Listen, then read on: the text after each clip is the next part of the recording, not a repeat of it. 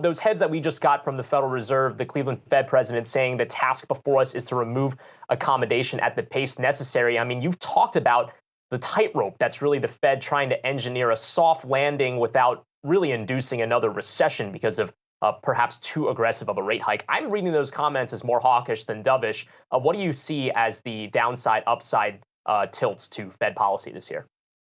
Yeah, it's really I think the question of the year ultimately, and while those comments today are definitely on the hawkish side, and we've had some more hawkish comments ever since Chairman Jerome Powell had started taking some truth pills, I suppose, going back the last couple of months.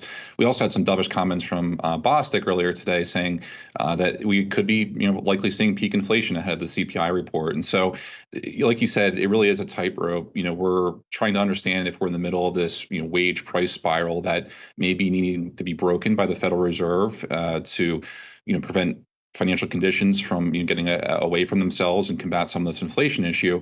And so much of this really is hinging on what the labor market dynamics are like, and how are we going to see potential wage pressure make its way into not just the economy, but into the financial markets, as well as potentially makes it difficult for companies to support record high profit margins.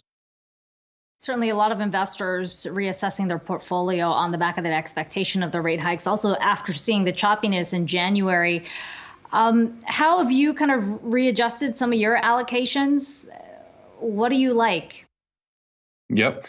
Yeah, I think really the most important thing as we enter this new environment where the markets really aren't being supportive or nearly supported by the substantial accommodative monetary policy, not just here in the United States, but really across other developed economies and global central banks. And so, as that happens, it becomes much more important to focus on some of the idiosyncratic differences between companies, what their growth profile look like. And if you look at last year, despite us having a wonderful year and a number of all-time highs met by most of the U.S. indices, really it came from profit growth and as opposed to multiple expansion.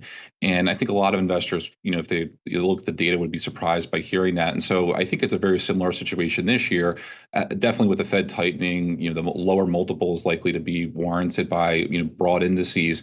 And so growth is going to become, very important as the year goes on, especially as we come off of, the really eye-popping numbers we've seen from an inflation perspective, and some of the base effects start to come in. And so our firm is really taking advantage of this pullback that we've especially seen within software.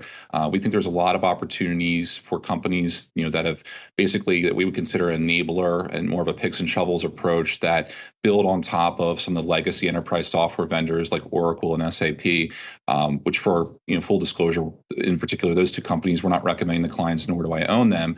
But really, as businesses try to get around a lot of the issues that they're having with third-party data, there's been a lot to discuss about IDFA, going back to the earnings reports that were announced last week. And so companies trying to aggregate this third-party data, have a 360 view of their customer, have that cohesive experience across multiple platforms.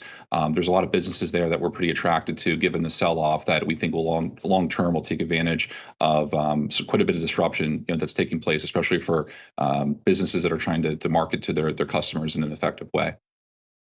Timothy, last question here. I posed this question to Dan Niles earlier in the program. Quarterly earnings that we're seeing. Margin expansion has been the story, and inflation has been good. Maybe not for software companies, but maybe for some of those more consumer goods facing companies. They've been able to expand their margins, and as the Fed tightens, do those margins get compressed? And if that is the case, does it mean stay away from stocks as we get towards Q1?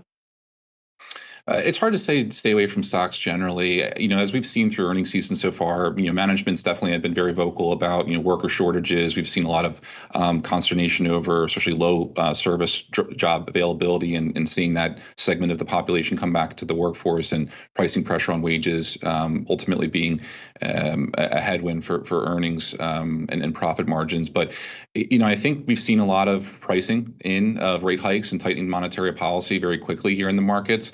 And I think from our perspective, we're looking back and thinking, how likely is it the Fed, again, to make a policy misstep, but how likely is it to be, possible for them to even raise rates, 5 to 7 times here in the next 12 months with the shape of the yield curve the way it is? And so I think investors need to take a step back and really think about just how much the Fed will be able to tighten, regardless of how much they want to. And if we start to see some positive data related to inflation, the Fed's going to have a stronger argument to not be nearly as aggressive in tightening and perhaps be a bit more accommodative for a little longer. And if that's the case, I think it bodes well for stocks, throughout the rest of the year, assuming you're buying companies with some decent profit growth that are able to insulate themselves from some of those pricing pressures from wages a bit. Yeah, a lot of investors hoping things move a little higher after the January that they saw. Timothy Chubb, Girard CIO, good to talk to you today.